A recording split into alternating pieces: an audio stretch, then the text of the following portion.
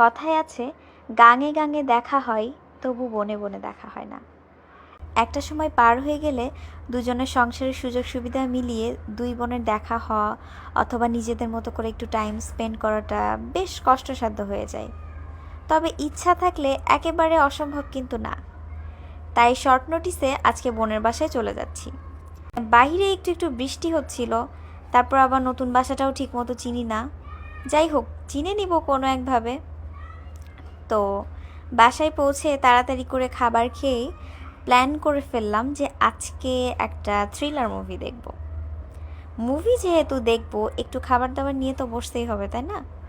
এই জন্য প্রথমেই আমরা কতগুলো চিপস ভেজে নিলাম, এরপর ফ্রেঞ্চ ফ্রাই, তারপর বেশ মজা করে পাস্তা বানাচ্ছিল আপু।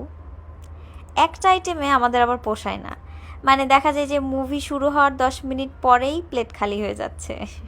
এই জন্য একটু বেশি করে খাবার দাবার নিয়ে বসে গেলাম মুভি দেখতে।